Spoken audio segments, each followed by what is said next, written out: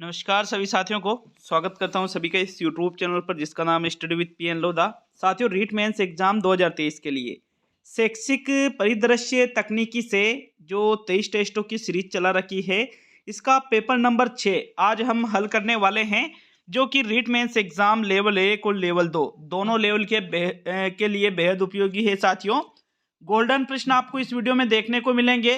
प्रत्येक प्रश्न 1 नंबर का है। पूरे ही 20 प्रश्नों को करके जाइएगा। साथियों, पहले भी मैंने 30 टेस्ट पूरे करवाए थे शैक्षिक परिदृश्य और तकनीकी के, और 23 टेस्ट आपके ये पूरे करवाए जा रहे हैं। तो निश्चित रूप से जो 20 क्वेश्चन आपके आएंगे, शैक्षिक परिदृश्य है, तकनीकी है, सारी चीजें, योजनाएं हैं, एनईपी 2020 है, प्रमुख खिलाड़ी अनुसंधान केंद्र, इन सभी से।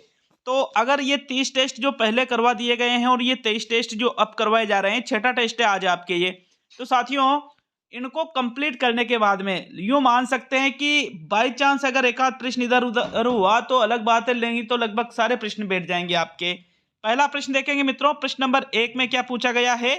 प्रश्न संख्या 1, कंप्यूटर में केंद्रीय संसाधन इकाई सीपीयू कहाँ होती है? सिस्टम इकाई में होती है, इनपुट इकाई में होती है, आउटपुट इकाई में होती है, या मॉनिटर में होती है? तो भाई केंद्रीय संसाधन इकाई सीपीयू, जिसको इंग्लिश में कहते हैं सेंट्रल प्रोसेसिंग यूनिट, ये कहां पर होती है साथियों कंप्यूटर में? तो अगर आंसर देखें पहले प्रश्न का, तो भाई ये होती है सिस्टम इकाई में। कहां पर होती है सीपीयू? सिस्टम इकाई में होती है। विकल्प 1 आपके पहले प्रश्न का सही आंसर है। साथियों, प्रश्न संख्या 2 की ओर बढ़ेंगे। दूसरा प्रश्न देख लेते हैं। आज का ये सेकंड वीडियो है। पहला वीडियो मैंने विद्यालय विषय साइकोलॉजी और टीचिंग मेथड के 40 प्रश्नों का डाल दिया था सुबह 8 बजे ही। देखिएगा दूसरे प्रश्न को, मुख्यमंत्री का 7 सूत्रीय कार्यक्रम संबंधित है नारी सशक्तिकरण से, ग्रामीण विकास से, वन्यजीव संरक्षण से और शहरी विकास से। तो जो मुख्यमंत्री का 7 सूत्रीय कार्यक्रम है, ये इनमें से किससे संबंधित है साथियों? दूसरे प्रश्न का आंसर देखते हैं। कौन सा विकल्प आपका सही रहेगा? तो भाई मुख्यमंत्री का 7 सूत्रीय कार्यक्रम जो है, इसका संबंध नारी सशक्तिकरण से है। विकल्प 1 आपके दूसरे प्रश्न का सही आंसर है। प्रश्न संख्या 3 की ओर बढ़ेंगे। साथियों, तीसरा प्रश्न देख लेते हैं। प्रश्न नंबर 3 में क्या पूछा गया है? कंप्यूटर में डाटा प्रविष्टि के लिए प्रयुक्त होने वाली युक्तियां क्या कहलाती है? इनपुट, आउटपुट, मॉनिटर और प्रिंटर। आज मैंने जो तकनीकी के आपके 5 प्रश्न आएंगे ना दोनों लेवल के लिए, उसके ज्यादा प्रश्नों को समावेश किया है मैंने। तो देखो, अगर बात करें कंप्यूटर में डाटा प्रविष्टि के लिए प्रयुक्त होने वाली जो युक्तियां हैं, इनको किस नाम से जाना जाता है? तो इनको इनपुट के नाम से जाना जाता है। साथियों, जिन युक्तियों के माध्यम से हम कंप्यूटर में डाटा प्रविष्ट करते हैं, उनको इनपुट कहा जाता है। बिल्कुल पहला विकल्प आपके तीसरे प्रश्न का सही आंसर है। प्रश्न संख्या 4 की ओर बढ़ेंगे मित्रों। तो चौथा प्रश्न देख लेंगे। प्रश्न नंबर 4, मुख्यमंत्री राजश्री योजना आरंभ की गई।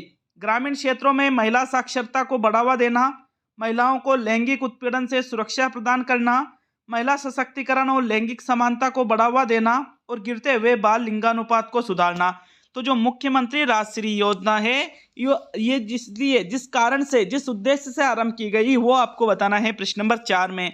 साथियों, चौथे प्रश्न बहुत ही इंपॉर्टेंट क्वेश्चन है। मुख्यमंत्री राजश्री जो योजना है, इसलिए आरंभ की गई ताकि महिला सशक्तिकरण और लैंगिक समानता को बढ़ावा मिले। किस किस को? महिला सशक्तिकरण को और लैंगिक समानता को। तीसरा विकल्प आपके प्रश्न संख्या 4 का सही आंसर है। साथियों, प्रश्न संख्या 5 की ओर बढ़ेंगे। देखो, मैंने ऐप पर 149 वाले कोर्स में सुबह 9 बजे के लगभग आपके जो लेवल 2 साइंस मैथ्स वाले हैं, उनके लिए विज्ञान लेवल 2 का जो फोल्डर बना रखा है, उसमें 19वां टेस्ट जो है साथियों आपके, वो खाद्य श्रृंखला से संबंधित वो बिल्कुल डाल दिया है। 30 प्रश्नों का टेस्ट है, तो निश्चित रूप से आप उसको जरूर अटेंड करिएगा। और इसके बाद में 99 वाले कोर्स में कक्षा 10वीं की जो राजस्थान का इतिहास एवं संस्कृति की किताबें, बोर्ड की मान्यता प्राप्त जो पुस्तक है साथियों, उससे अध्याय 1 का ही दूसरा टेस्ट आ रहा है। अध्याय 1 का पहला टेस्ट मैंने डाल दिया था, थोड़ा बड़ा अध्याय है, सारे राजवंशी, उसमें तो 35 प्रश्न तो पहले टेस्ट में डाल दिए थे, दूसरे टेस्ट में 30 प्रश्न डाल दिए हैं। और अध्याय 1 का एक और टेस्ट बनेगा, तीसरा टेस्ट, 30 प्रश्न उससे बन जाएंगे, तो लगभग 30 पेज का वो आपके पार्ट है। इस वजह से 3 टेस्ट उसमें बन रहे हैं। तो देखो, 5वां प्रश्न देख लेते हैं। इनमें से संगत है?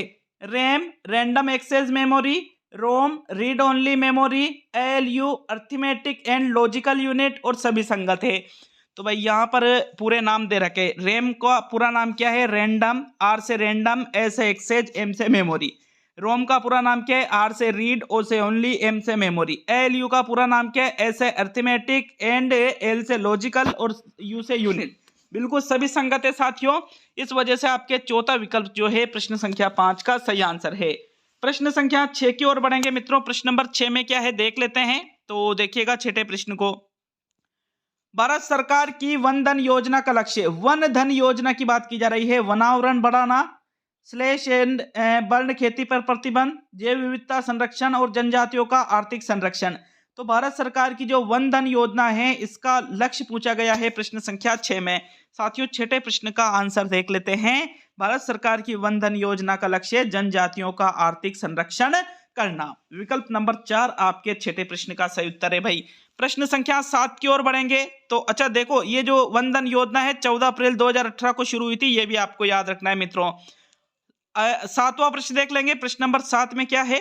WAN का पूरा नाम है wireless local area network, wired local area network, wireless local and network, wired local and network. तो मित्रों प्रश्न संख्या 7 में WLAN, एक तरह से जो आपका जो मोबाइल है उसमें भी आपने इस चीज को देखा होगा, इसका पूरा नाम पूछा गया है कि WLAN का पूरा नाम क्या है।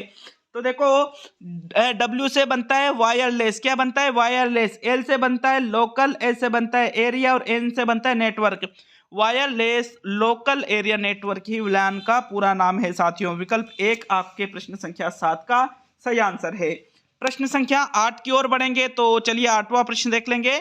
स्वच्छ भारत मिशन कब शुरू किया गया? 2 अक्टूबर 2012, 2 अक्टूबर 2013, 2 अक्टूबर 2014 और 2 अक्टूबर 2015। SST लेवल 2 वालों के लिए 149 वाला जो कोर्स है इसमें मैराथन पेपर नंबर 8 अपलोड कर दिया जाएगा। आज ही अपलोड किया जाएगा, लगभग भी मान के चलिए 11 बजे के आसपास ये टेस्ट आपके पास उपलब्ध हो जाएगा मित्रों। तो देखिएगा स्वच्छ भारत मिशन की बात की जा रही है, कब शुरू किया गया? आंसर देख लेते हैं प्रश्न नंबर 8 का। भाई 2 अक्टूबर को तो शुरू किया गया था स्वच्छ भारत मिशन, लेकिन कौन से सन में है? तो स्वच्छ भारत मिशन की शुरुआत 2 अक्टूबर 2014 को की गई थी साथियों। तीसरा विकल्प आपके प्रश्न संख्या 8 का सही आंसर। बहुत ही इंपॉर्टेंट क्वेश्चन है ये, याद रखिएगा। स्वच्छ भारत मिशन वाला, एक बेटी बचाओ बेटी पढ़ाओ वाला भी बहुत इंपॉर्टेंट क्वेश्चन है। दोनों में से एक क्वेश्चन आने की बहुत ज्यादा संभावना है, ठीक है। प्रश्न संख्या 9 की ओर बढ़ेंगे साथियों। तो 9वां प्रश्न देख लेंगे। 9वें प्रश्न में क्या है आपके? कंप्यूटर में डाटा तथा निर्देशों को संग्रह करने की क्षमता क्या कहलाती है? CPU, ALU, नियंत्रण इकाई और मेमोरी। तो 9वें प्रश्न का आंसर देखते हैं। कंप्यूटर में डाटा तथा निर्देशों को संग्रह करने की जो क्षमता है इसको किस नाम से जाना जाता है? साथियों भाई हम ALU में तो गणना से संबंधित कार्य करते हैं, डाटा तथा निर्देशों की बात की जा रही है, तो यह आपका आंसर नहीं है। CPU, नियंत्रण इकाई या मेमोरी। तो 9वें प्रश्न का आंसर देख लेते हैं। कंप्यूटर में जो डाटा और निर्देश होते हैं इनको संग्रह करने की जो क्षमता है ये कहलाती है मेमोरी। क्या कहलाती है भाई? ये मेमोरी कहलाती है। चौथा विकल्प आपके प्रश्न 9 का सही आंसर है। प्रश्न संख्या 10 की ओर बढ़ेंगे मित्रों। 10वां प्रश्न देख लेते हैं। प्रश्न नंबर 10, इनमें से असंगत है। असंगत मतलब गलत का चयन आपको प्रश्न नंबर 10 में करना है। पहला विकल्प है बालिका शिक्षा फाउंडेशन 30 मार्च 1995। दूसरा है गार्गी पुरस्कार रंग पंचमी। तीसरा है इंदिरा प्रियदर्शनी योजना 2010-11 और चौथा है बालिका निशुल्क साइकिल वितरण योजना 2007-8। तो इनमें से जो आपको असंगत लगे उसका चयन आपको प्रश्न नंबर 10 में करना है मित्रों। 10वें प्रश्न का आंसर देखते हैं। देखो बालिका शिक्षा फाउंडेशन की स्थापना की गई थी 30 मार्च 1995 को, बिल्कुल सही है ये। लेकिन गार्गी पुरस्कार जो है ये रंग पंचमी को नहीं, बल्कि गार्गी पुरस्कार किस दिन दिया जाता है? बसंत पंचमी को दिया जाता है मित्रों। कब दिया जाता है? बसंत पंचमी को। तो विकल्प नंबर जो 2 है आपके, ये क्या हुआ आपके? असंगत मतलब गलत हुआ। इंदिरा प्रियदर्शनी योजना कब शुरू की गई थी? 2010-11 में। और बालिकाओं के लिए निशुल्क साइकिल वितरण योजना 2007-8 में शुरू की गई थी। और किस कक्षा में ये साइकिल वितरित की जाती है बालिकाओं को? तो कक्षा 9 में साथियों। सिर्फ बालिकाओं के लिए है ये, बालकों के लिए नहीं है ये, ठीक है। दूसरा विकल्प आपके प्रश्न नंबर 10 का सही आंसर है। प्रश्न संख्या 11 की ओर बढ़ते हैं। 11वां प्रश्न देख लेते हैं साथियों। प्रश्न नंबर 11, डिजिटल इंडिया कार्यक्रम का समन्वय किसके द्वारा किया जाता है? DRDO के द्वारा, IITS के द्वारा, DEITY के द्वारा और इनमें से कोई नहीं। तो इनमें से कोई नहीं को तो आप यहां से हटा सकते हो। देखो डिजिटल इंडिया कार्यक्रम का उद्देश्य क्या है कि प्रत्येक भारतीय नागरिक को डिजिटल सेवाएं उपलब्ध हो। और इस कार्यक्रम की बात करें तो इसका जो समन्वय है किसके द्वारा किया जाता है साथियों, DEITY के द्वारा इसका समन्वय किया जाता है। 11वें प्रश्न में थर्ड विकल्प आपका सही आंसर होगा मित्रों। प्रश्न संख्या 12 की ओर बढ़ते हैं। आपके प्रश्न नंबर 12 में क्या है, एक शैक्षणिक वर्ष में कक्षा 5वीं तक के लिए न्यूनतम कार्य दिवस है 800 घंटे, 1000 घंटे, 220 दिवस और 200 दिवस। तो 12वें प्रश्न का उत्तर बताइए।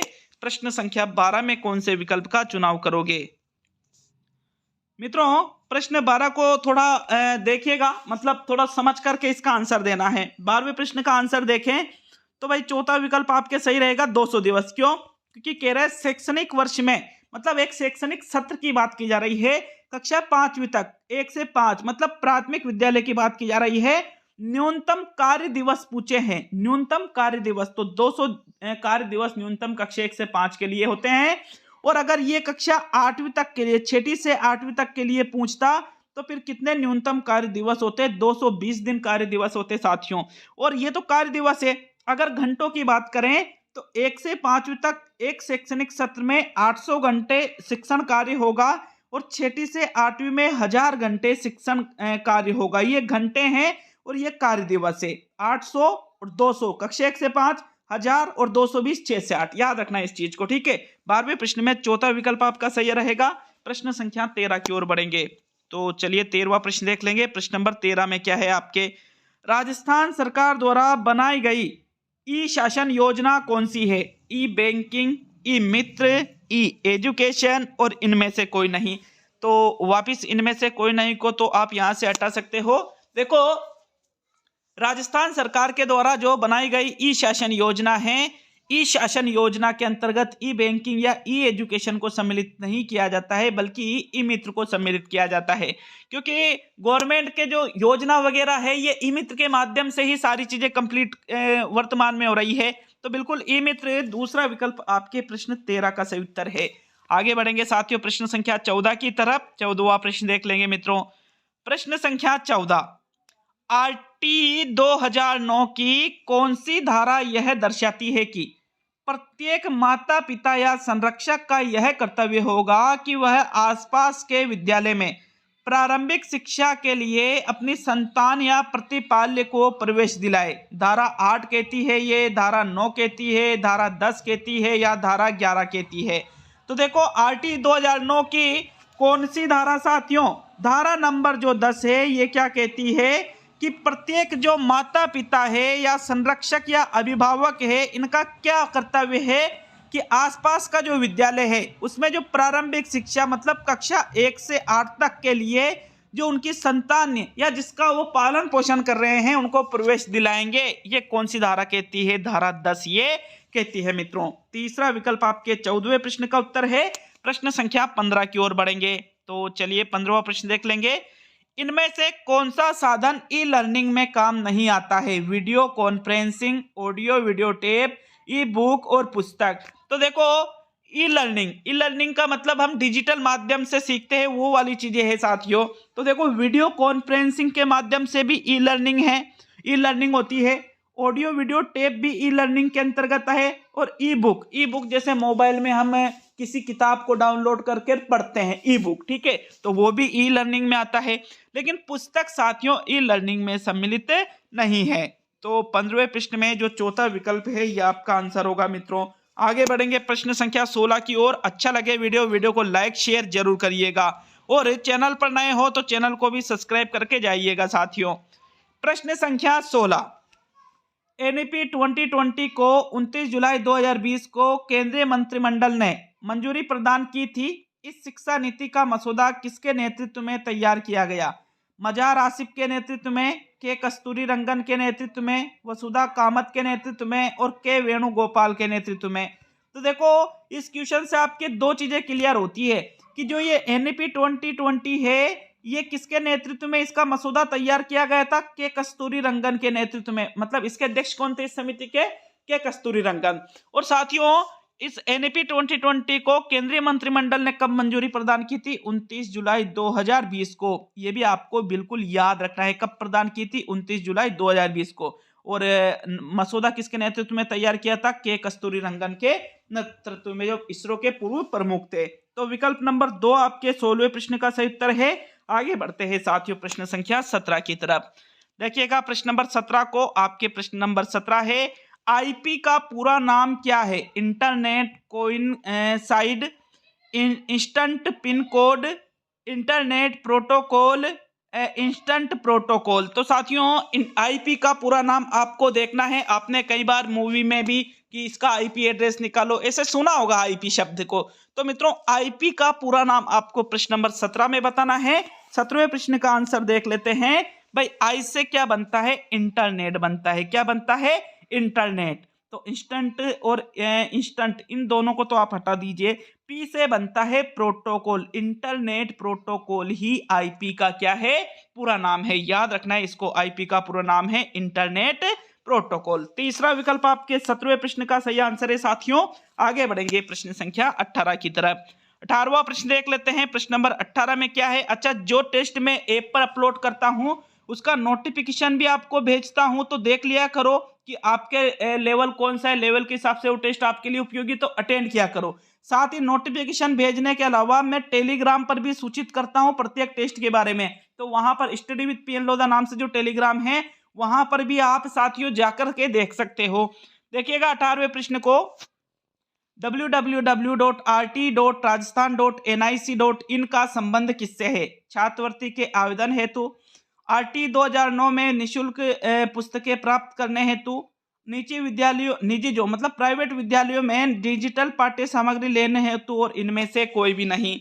तो मित्रों देखिएगा ये एक साइट आपको दिख रही होगी www.rt.rajasthan.nic.in। इसका जो संबंध है, जो निजी विद्यालय होते हैं, प्राइवेट विद्यालय होते हैं, ये डिजिटल पाठ्य सामग्री इस साइट के माध्यम से ले सकते हैं। विकल्प नंबर 3 आपके प्रश्न संख्या 18 का सही आंसर है साथियों।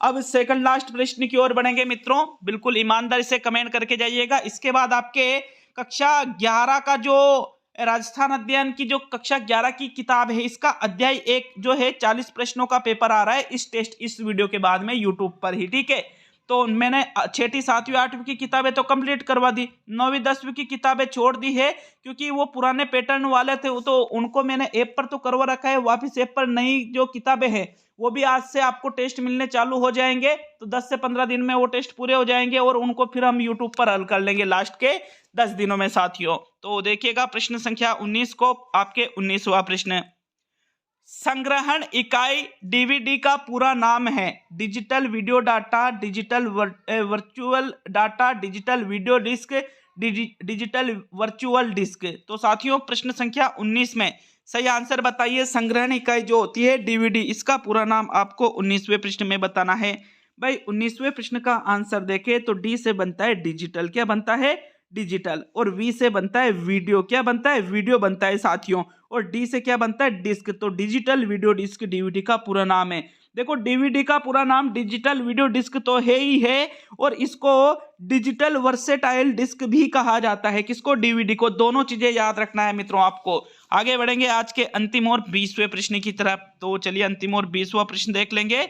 बहुत ही इंपॉर्टेंट प्रश्न है प्रश्न नंबर 20। देखिएगा 20वें प्रश्न को, हाल ही में सरकारी विद्यालय में चल रही योजना मुख्यमंत्री बाल गोपाल योजना में सप्ताह में 2 दिन दूध देने के संबंध में कुछ परिवर्तन किया गया है, जिसके अंतर्गत अब मंगलवार व शुक्रवार की जगह किस दिन दूध पिलाया जाएगा? तो पहला विकल्प मंगलवार और शुक्रवार ही दे दिया, दूसरा मंगलवार व शनिवार, तीसरा बुधवार व शुक्रवार, तीसरा बुधवार व शनिवार। तो मित्रों देखिएगा जो ये मुख्यमंत्री बाल गोपाल योजना मिल्क पाउडर से जो दूध तैयार करके बच्चों को पिलाया जाता, जब ये योजना शुरू की गई तो इसमें मंगलवार और शुक्रवार को कि भाई बच्चों को दूध पिलाया जाएगा। किस दिन? मंगलवार और शुक्रवार को। लेकिन दिनांक 26/01/2023 को आदेश आया है मिड डे मील की तरफ से कि भाई जो मंगलवार को, शुक्रवार को तो पिलाएंगे, लेकिन जो मंगलवार को दूध पिलाया जा रहा था तो मंगलवार को नहीं बुधवार को पिलाया जाए, बुधवार और शुक्रवार को। तो बुधवार और शुक्रवार बिल्कुल आपका सही आंसर है। और अगर ऐसा नहीं है कि भाई ये जानकारी मतलब कुछ ऐसे ही सुनी सुनाई मैंने ये प्रश्न डाल दिया। बिल्कुल मैंने आदेश देखा है, खुद मैंने आदेश देखा है कि भाई अब मंगलवार और शुक्रवार की जगह बुधवार और शुक्रवार इस योजना के अंतर्गत दूध पिलाया जाएगा बच्चों को। तो तीसरा विकल्प आपके प्रश्न संख्या 20 का सही आंसर है। याद रखना इस चीज को, ठीक है। पहले मंगलवार शुक्रवार था, अब बुधवार शुक्रवार है, ठीक है। तो साथियों ये कंप्लीट होता है आपके छठा टेस्ट। मिलते हैं अगले वीडियो में। बहुत बहुत धन्यवाद सभी का वीडियो को पूरा देखने के लिए। ऐप डाउनलोड का जो लिंक है मैंने कमेंट बॉक्स में दे रखा है, नीचे कमेंट बॉक्स में जाकर आप ऐप को डाउनलोड करके कोर्स को ज्वाइन करते हो तो जो पिछले 250 टेस्ट है वो भी आपको प्रोवाइड हो जाएंगे 149 वाले कोर्स में, ठीक है। मिलते हैं बहुत जल्द अगले वीडियो में मित्रों।